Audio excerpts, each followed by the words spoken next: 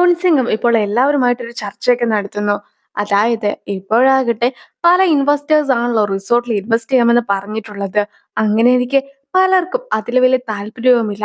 അവരെ എല്ലാവരെയും മാറ്റി നിർത്തി പകരമായിട്ട് ഒരേ ഒരു ഇൻവെസ്റ്ററിനെ മാത്രം കൊണ്ടുവന്നുകൊണ്ട് റിസോർട്ടിന് മുഴുവൻ പണിയും തീർക്കാമെന്നൊക്കെയാണ് ഓൺസിംഗ് പറയുന്നത്.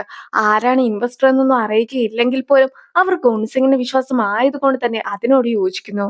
മുത്തശ്ശൻ അതിൽ സൈൻ ചെയ്യുവാനായിട്ട് തുടങ്ങുമ്പോഴത്തേക്കും അവിടേക്ക് എത്തുന്ന ഹ്യുൻവുവും ഇപ്പോൾ നിങ്ങൾ ഇതിലൊക്കെ സൈൻ ചെയ്യുകയാണ് എങ്കിൽ ഓണർക്ക് ഏതെങ്കിലും രീതിയിലുള്ള പോലീസ് അന്വേഷണമൊക്കെ നേരിടേണ്ടതായിട്ട് വരികയാണെങ്കിൽ ഇതിലുള്ള ഒരുപാട് ഷെയർസ് ഒക്കെ നേരിട്ട് ഉൺസിങ്ങിന് പോകുന്നതായിരിക്കുമെന്നൊക്കെ ഹ്യുൻവുവും അറിയിക്കുന്നു. അതുകൊണ്ട് തന്നെ ഹ്യുൻവുവും ഇപ്പോൾ ഇതിൽ സൈൻ ചെയ്യുവാനായിട്ട് പാടില്ല എന്നൊക്കെയാണ് മുത്തശ്ശനോട് പറയുന്നത്. ഇപ്പോൾ തന്നെ നിലവിലൊരു കേസൊക്കെ ഉള്ളതാണ്. ഏത് നിമിഷം വേണമെങ്കിലും മുത്തശ്ശന്റെ പേരിൽ ആ ഒരു കേസ് എത്തപ്പെടുവാനും സാധ്യതയുണ്ട്. അതുകൊണ്ട് തന്നെ ഒരിക്കലും ഇതിൽ സൈൻ ചെയ്യുവാനായിട്ട് പാടില്ല എന്നായിരുന്നു ഹിൻവു നിർദ്ദേശിച്ചിട്ടുണ്ടായിരുന്നത്. ഞാൻ നിങ്ങളെ വിശ്വസിച്ചാണ് ഇത്രയും വലിയൊരു തുകയൊക്കെ ഇൻവെസ്റ്റ് ചെയ്യുന്നത്. നിങ്ങൾക്ക് എന്നെ വിശ്വാസമില്ലെങ്കിൽ ഞാൻ ഒരിക്കലും ഈ ഒരു റിസോർട്ടിന്റെ പ്രൊജക്ടുമായിട്ട് മുന്നോട്ട് പോകുകയില്ല എന്ന് ഉൺസിംഗ് പറയുന്നു. അങ്ങനെ എന്ത് ചെയ്യണമെന്നറിയാതെ മുത്തശ്ശൻ ഇരിക്കുമ്പോഴത്തേക്കും സൊൽഹി പറഞ്ഞ മറ്റൊരു കാര്യമൊക്കെ മുത്തശ്ശനും ഓർക്കുകയാണ്. നിനക്ക് പെട്ടെന്ന് ഒരാൾ ഒരുപാട് പണമൊക്കെ നൽകാമെന്ന് പറയുകയാണെങ്കിൽ അയാളുടെ കൂടെയാണ് നീ കൂടേണ്ടത്. അയാൾ നിന്നെ വിശ്വസിച്ചാണ് ആ ഒരു പണമൊക്കെ നൽകുക. ആ ഒരു വിശ്വാസം നീ വേണം കാത്തു സൂക്ഷിക്കുവാൻ. അതേസമയം മറ്റൊരാൾ നിന്നെ ചതിച്ച ഒരാളാണെങ്കിൽ അയാൾ പറയുന്ന കാര്യങ്ങൾ ഒന്നും തന്നെ നീ ഒരിക്കലും കേൾക്കരുത്. ഒരിക്കൽ നിന്നെ ചതിച്ച ആൾക്ക് ഒരിക്കൽ കൂടി നിന്നെ ചതിക്കുവാനായിട്ട് ഒട്ടും തന്നെ പ്രയാസം ഉണ്ടാക്കുകയില്ല എന്നായിരുന്നു സൊലി പറഞ്ഞിട്ടുമുണ്ടായിരുന്നത്. അത് ഇൻഡയറക്റ്റ് ആയിട്ടാണെങ്കിലും ഉൻസിങ്ങിനെയും ഹ്യുനുവിനെയും ഉദ്ദേശിച്ചുകൊണ്ടായിരുന്നു. മുത്തശ്ശൻ ഇപ്പോൾ തീരുമാനമൊക്കെ എടുത്തു കഴിഞ്ഞിരിക്കുന്നു. ഞാൻ ഏതൊരാൾക്ക് 3 ചാൻസ് ആണ് നൽകുക. നിനക്ക് 3 ചാൻസ് ഞാൻ നൽകി. ആദ്യത്തെ ചാൻസിലാകട്ടെ നീ ഹെയ്നെ ചതിച്ചിട്ടുണ്ടായിരുന്നു. രണ്ടാമത്തെ ചാൻസിലാകട്ടെ എന്റെ മുറിയിൽ നീ റെക്കോർഡറൊക്കെ വെച്ചിട്ട് രഹസ്യങ്ങൾ ചോർത്തിയെടുത്തു. മൂന്നാമത്തെ ചാൻസിലാകട്ടെ ഈ റിസോർട്ടിന്റെ പണിയൊക്കെ മുടക്കുവാനായിട്ട് നീ ഒരുപാട് ശ്രമിച്ചിട്ടുണ്ടായിരുന്നു. ഇപ്പോളാകട്ടെ നീ നിന്റെ 3 അവസരങ്ങളും നഷ്ടപ്പെടുത്തി കഴിഞ്ഞിരിക്കുന്നു. അതുകൊണ്ട് തന്നെ ഇനി ഒരിക്കലും ഞാൻ നിന്നെ വിശ്വസിക്കുന്നതായിരിക്കുകയില്ല. ഈ ഒരു കമ്പനിയിലും നിനക്ക് ഒരു രീതിയിലുള്ള സ്ഥാനവും ഉണ്ടായിരിക്കുന്നതുമല്ല. ഇത്തവണ ഞാൻ ഉൺസിങ്ങിനെ വിശ്വസിച്ച് ഈ ഒരു പ്രൊജക്ടിലൊക്കെ സൈൻ ചെയ്യുവാനായിട്ട് പോകുകയാണെന്ന് പറഞ്ഞ മുത്തശ്ശനും അതിൽ സൈൻ ചെയ്യിക്കുകയും അതിനോടൊപ്പം തന്നെ ഹ്യുനുവിനെ പുറത്താക്കുകയും ചെയ്യുകയാണ്. ഹ്യുനുവും ഡോർ തുറക്കുവാനായിട്ട് ഐഡി കാർഡൊക്കെ വെക്കുമ്പോഴത്തേക്കും അവനും ഡോർ വഴി കടന്നു പോകാൻ സാധിക്കുന്നുണ്ടായിരുന്നില്ല. വർക്ക് ചെയ്യുവാനായിട്ട് ലാബിൽ ഇമെയിൽ ഐ ഡിക്ക് അടിച്ചു നോക്കുമ്പോഴത്തേക്കും അവനും അതിലേക്ക് കയറുവാനും കഴിയുന്നുണ്ടായിരുന്നില്ല. അങ്ങനെ ഇരിക്കെ എല്ലാ രീതിയിലും തന്നെ ജോലിയിൽ നിന്ന് പിരിച്ചുവിട്ടു എന്ന കാര്യമൊക്കെ അവനും മനസ്സിലാകുകയാണ്. മാത്രമല്ല അവന് വർക്ക് കഴിഞ്ഞ് വീട്ടിലേക്ക് പോകുവാനായിട്ട് തുടങ്ങുമ്പോഴത്തേക്കും മറ്റു കുറച്ച് സെക്യൂരിറ്റി ടീംസ് വന്നതിന് ശേഷം അവനോട് അവന്റെ സാധനങ്ങളെല്ലാം തന്നെ അവിടെ കൊടുത്തിട്ട് പോകുവാനായിട്ട് പറയുന്നു. വർക്കിംഗ് ടൈം ഒക്കെ കഴിഞ്ഞതല്ലേ, അപ്പോൾ നാളത്തേക്ക് കാര്യങ്ങളൊക്കെ ചെയ്താൽ പോരെ എന്നൊക്കെ ഹ്യുൻവു ചോദിക്കുന്നുണ്ടെങ്കിലും സെക്യൂരിറ്റി ടീം അപ്പോൾ തന്നെ ഈ ഒരു കാര്യങ്ങളൊക്കെ നടപ്പിലാക്കുവാനായിട്ട് ആയിരുന്നു തീരുമാനിച്ചിട്ടുമുണ്ടായിരുന്നത്.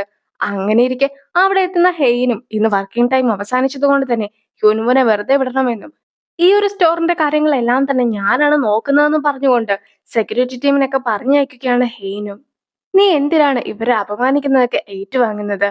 നിനക്കും ഇവർ നിന്നെ പിരിച്ചുവിടുന്നതിന് മുമ്പായിട്ട് തന്നെ ജോലിയിൽ നിന്ന് രാജിവെച്ച് പൊയ്ക്കൂടെ എന്നൊക്കെ ഹെയ്നും ഹ്യുനുവിന്റെ അടുത്ത് ചോദിക്കുന്നു. ഞാൻ ഈ കമ്പനിയിലെ വെറുമൊരു എംപ്ലോയി അല്ല, മറിച്ചൊരു ഡയറക്ടറാണ്. അതുകൊണ്ട് തന്നെ വ്യക്തമായിട്ടുള്ള ഒരു കാരണമൊന്നും ഇല്ലാതെ എന്നെ ഒരിക്കലും ചെയർമാന് പിരിച്ചുവിടുവാനായിട്ട് കഴിയിക്കില്ല. ഞാൻ ഇനിയും ഈ ഒരു കമ്പനിയിലൊക്കെ തുടരുന്നതായിരിക്കുമെന്നൊക്കെ ഹ്യുനുവു പറയുമ്പോഴത്തേക്കും നിനക്ക് ഡിവോഴ്സ് ഒക്കെ ചെയ്യുവാനായിട്ട് വലിയ നിർബന്ധമായിരുന്നല്ലോ. പിന്നെ എന്തുകൊണ്ടാണ് ഇപ്പോഴും ഈ ഒരു കമ്പനിയിലൊക്കെ നിൽക്കുന്നതെന്ന് കൂടി ഹെയ്ൻ ചോദിക്കുമ്പോഴത്തേക്കും എനിക്ക് ഇവിടെ നിൽക്കുവാനായിട്ടാണ് താല്പര്യമെന്ന് പറഞ്ഞ് ഹ്യുൻവുവും പോകുന്നു. ഹ്യുൻവു വഴിയിലേക്ക് ഇറങ്ങി കഴിയുമ്പോഴത്തേക്കും വ്യോംജയും അവിടെ എത്തുന്നു. വ്യോംജ ആകട്ടെ ഇപ്പോൾ എന്റെ കാറിൽ നീ കയറിയില്ല എങ്കിൽ ഈ കാർ നിന്റെ മേത്തോടെ പോകുന്നതായിരിക്കും എന്നൊക്കെ അവനോട് പറഞ്ഞ് അവനെ ഭീഷണിപ്പെടുത്തി കാറിലൊക്കെ കയറ്റിക്കൊണ്ട് പോകുകയാണ്. നീ എന്തുകൊണ്ടാണ് ഹേനെ ഡിവോഴ്സ് ചെയ്തത്? നിനക്ക് മറ്റേതെങ്കിലും സ്ത്രീകളായിട്ട് ബന്ധമുണ്ടോ എന്നൊക്കെ വ്യോമിച്ച് ചോദിക്കുമ്പോഴത്തേക്കും എന്റെ ഉള്ളിൽ ഹെയ്നല്ലാതെ മറ്റൊരു സ്ത്രീയും ഇല്ല എന്നായിരുന്നു ഹ്യുനുവോ മറുപടിയായിട്ട് പറഞ്ഞിട്ടുണ്ടായിരുന്നത്. അങ്ങനെയാണെങ്കിൽ നീ ഒരിക്കലും ഈ ഒരു സിറ്റുവേഷനിൽ ഹേനെ ഉപേക്ഷിച്ച് പോകരുതെന്നൊക്കെ വ്യോമിച്ച് പറയുമ്പോഴത്തേക്കും ഞാനും എപ്പോഴും അവളുടെ ഒപ്പം തന്നെ ഉണ്ടായിരിക്കുമെന്നൊക്കെ ഹ്യുനുവോവും അറിയിക്കുന്നു. എങ്കിൽ പോലും ചെയർമാന്റെ അടുത്ത് നിന്നും രഹസ്യങ്ങളൊക്കെ ചോർത്തിയത് ആരാണെന്ന് അറിയത്തില്ലാത്തത് കൊണ്ട് തന്നെ അത് കണ്ടുപിടിക്കുന്നോടം വരെ എന്റെ കാര്യത്തിലും കുറച്ച് സംശയമാണെന്നൊക്കെ ഹിനുവു പറയുമ്പോഴത്തേക്കും എനിക്കൊരാളെ സംശയമുണ്ടെന്നായിരുന്നു ബ്യൂംചിയും പറയുന്നത്. ആന്റിയുടെ സംശയമല്ലേ, അത് മിക്കവാറും സോൽഹിനെ ആയിരിക്കുമെന്നൊക്കെ പറഞ്ഞുകൊണ്ട് അവൻ ഇരിക്കുമ്പോഴത്തേക്കും ഇത് വെറും ഒരു സംശയമല്ല. സോൽഹിയും ഇപ്പോൾ നമ്മുടെ കൂടെ നിൽക്കുന്നത് ഒരു കള്ളപ്പേരിലൊക്കെയാണ്. യഥാർത്ഥത്തിൽ അവൾ 30 വർഷം മുമ്പ് മരിച്ചുപോയെന്നാണ് അവളുടെ ഒറിജിനൽ നെയിമിൽ രേഖപ്പെടുത്തിയിട്ടുള്ളത്. മാത്രമല്ല അവൾക്ക് 34 വയസ്സോളം പ്രായമുള്ള ഒരു മകൻ കൂടിയുണ്ട്. നിനക്കും എന്റെ ഒപ്പം ഈ ഒരു ഇൻവെസ്റ്റിഗേഷനിൽ ഭാഗമാക്കുവാനായിട്ട് താല്പര്യമുണ്ടോ എന്നൊക്കെ ബ്യോംചയും ഹ്യുൻവോനോട് ചോദിക്കുകയാണ്. ബ്യോംചയുടെ കൂടെയുണ്ടായിരുന്ന ഡിറ്റക്റ്റീവിനെ ഇപ്പോൾ ബ്യോംച ഹ്യുൻവോന് പരിചയപ്പെടുത്തി കൊടുക്കുന്നു. ഈ ജയിലുണ്ടായിരുന്ന സമയത്ത് അവിടുത്തെ ഒരു വാർഡനെയൊക്കെ പോയിട്ട് ഈ ഡിറ്റക്റ്റീവ് കണ്ടിട്ടുണ്ടായിരുന്നു.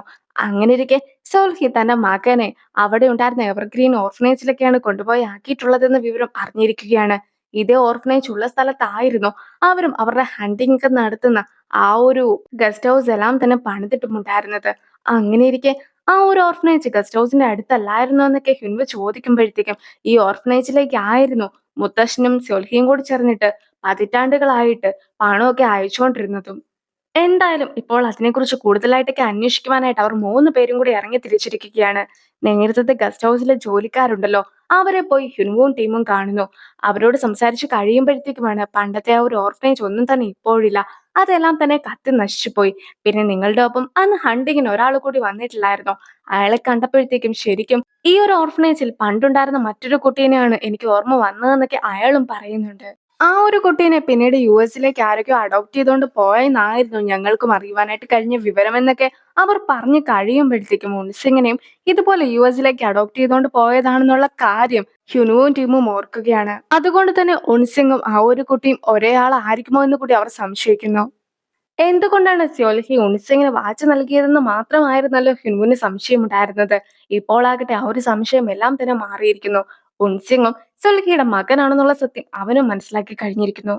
അന്നത്തെ ദിവസം മുത്തശ്ശന്റെ ബർത്ത്ഡേ ആയിരുന്നു. മുത്തശ്ശനും സോൽഹിക്കായിട്ട് ഒരു ഗിഫ്റ്റ് ഒക്കെ നൽകുകയാണ്. അതായത് ഇപ്പോൾ എല്ലാ സ്വത്തുക്കളും സോൽഹിയുടെ പേരിലേക്കായിട്ട് മുത്തശ്ശന് എഴുതി കൊടുക്കുകയാണ്. മുത്തശ്ശന്റെ ഒരു ഗാർഡിയൻ ആയിട്ടാണ് സോൽഹിനെ വെച്ചിട്ടുമുള്ളത്. സോൽഹിയും എന്തെങ്കിലും കേസൊക്കെ വരികയാണെങ്കിൽ തന്റെ പേരിൽ വന്നോട്ടെ എന്ന് പറഞ്ഞിട്ടുണ്ടായിരുന്നല്ലോ. അതിന് പിന്നിലെ കാരണവും ഇത് തന്നെയാണ്. അതായത് സോൽഹിയുടെ കൈവശം ചെറിയൊരു തുക മാത്രമേ ഉള്ളൂ എങ്കിൽ അവൾ ഒരിക്കലും ഇത്രയും വലിയൊരു ക്രൈം ഒന്നും ചെയ്യുകയില്ല.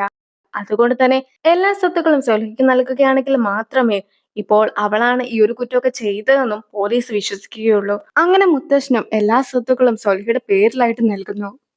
മുത്തശ്ശന്റെ പാർട്ടിയൊക്കെ നടക്കുവാനായിട്ട് പോകുകയാണ്. ഓരോരുത്തരും ഇരിക്കുന്ന സീറ്റിന്റെ അറേഞ്ച്മെന്റ്സ് ഒക്കെ നോക്കുകയായിരുന്നു അമ്മയും. അങ്ങനെ നോക്കുമ്പോഴത്തേക്കും അവിടെ ആകട്ടെ ഉൻസിങ്ങിന് മറ്റൊരു സീറ്റൊക്കെ ആയിരുന്നു നൽകിയിട്ടുമുണ്ടായിരുന്നത്. യഥാർത്ഥത്തിൽ അമ്മയ്ക്ക് അമ്മയുടെ ഒക്കെ കൂടെ, അതായത് ഹെയിന്റെ കൂടെ ഉൻസിങ്ങിനെ ഇരുത്തുവാനായിട്ടായിരുന്നു ആഗ്രഹം.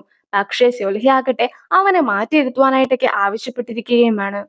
ഹെയ്നും ഡിവോഴ്സ് ആയതുകൊണ്ട് തന്നെ ഹെയിന്റെ അടുത്ത് മറ്റൊരാളൊക്കെ ഇരിക്കുകയാണെങ്കിൽ അത് മീഡിയാസ് ഒക്കെ മറ്റൊരു രീതിയിലായിരിക്കും പറയുക എന്ന് പറഞ്ഞിട്ടാണ് ഇപ്പോൾ സോൽഹിയും ഉൻസിങ്ങിനെ മാറ്റിയിരുത്തുന്നത്.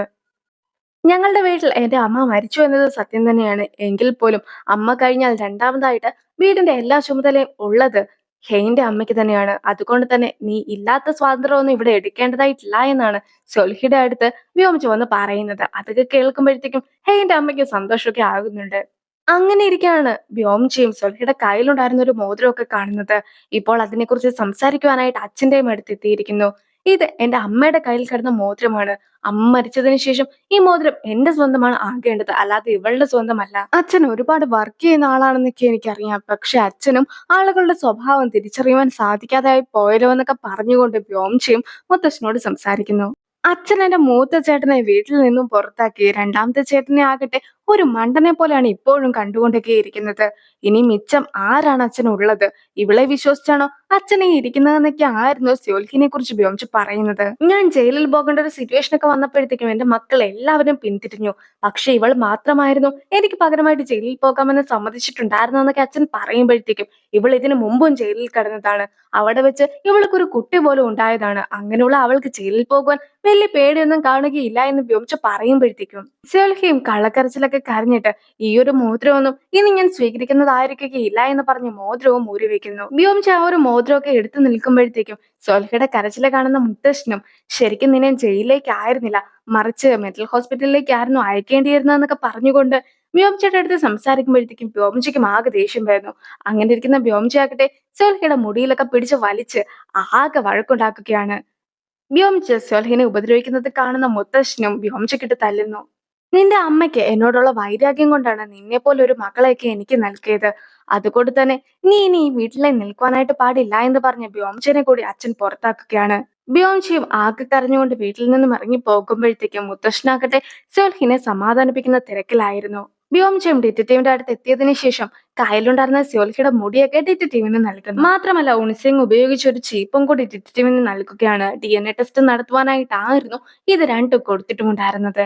ഇത്രയൊക്കെ ചെയ്തിട്ടുണ്ടെങ്കിൽ പോലും അച്ഛൻ ആദ്യമായിട്ട് എന്നെ തല്ലിയെന്ന് പറഞ്ഞ് വ്യോംചയും അവിടെ നിന്ന് കരയുമ്പോഴത്തേക്കും ഹ്യുൻവുവും വ്യോംചനെ സമാധാനപ്പെടുത്തുന്നു. ആ ഒരു സീനോട് കൂടി ഈ ഒരു വീഡിയോ അവസാനിപ്പിക്കുകയാണ്. അടുത്തൊരു വീഡിയോ ആയിട്ട് ഇത്രയും വേഗം കാണാം. ബൈ.